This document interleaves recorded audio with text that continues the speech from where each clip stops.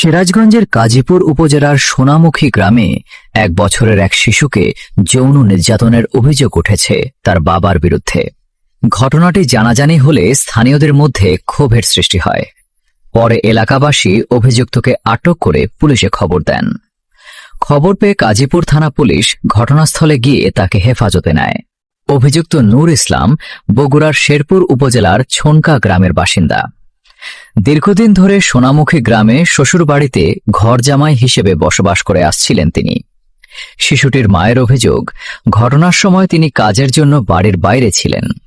পরে শিশুর কান্নার শব্দ শুনে বাড়িতে ফিরে স্বামীকে শিশুটির সঙ্গে আপত্তিকর অবস্থায় দেখতে পান। এ বাচ্চার বাবা আগে খেয়ে উঠছে, ওঠার পর এ বাচ্চার কোলে নিয়ে ঘরে গেছে। আমি ঘরে গেছে, আমি তো আর ঘরে খাওয়ার পর কান্দ উঠলো। তো আমি করলাম যে কান্দ উঠলো কেন, তাই তো আমি ফস করে আস্তে আস্তে যেয়ে দেখি যে আমার স্বামী আলো করে। এরপর পরিবারের সদস্য ও প্রতিবেশীদের জানালে স্থানীয়রা অভিযুক্তকে আটক করেন। শিশুটির নানির অভিযোগ, অভিযুক্তের বিরুদ্ধে এর আগেও অনৈতিক কর্মকাণ্ড সহ শিশুটির সঙ্গে খারাপ আচরণ ও মারধরের চেষ্টার অভিযোগও করেন তিনি।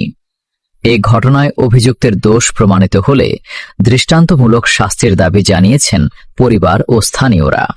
তবে অভিযোগ অস্বীকার করে নূর ইসলাম দাবি করেন, শিশুর কান্নার শব্দ শুনে তিনি ঘরে প্রবেশ করেন।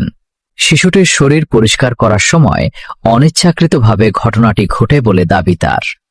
এদিকে কাজীপুর থানার ওসি এস.এম. মোস্তাফিজুর রহমান জানান, অভিযোগের পর অভিযুক্তকে পুলিশ হেফাজতে নেওয়া হয়েছে। ঘটনাটি গুরুত্বের সঙ্গে তদন্ত করা হচ্ছে। তদন্তে অভিযোগের সত্যতা পাওয়া গেলে প্রচলিত আইন অনুযায়ী প্রয়োজনীয় ব্যবস্থা নেওয়া হবে।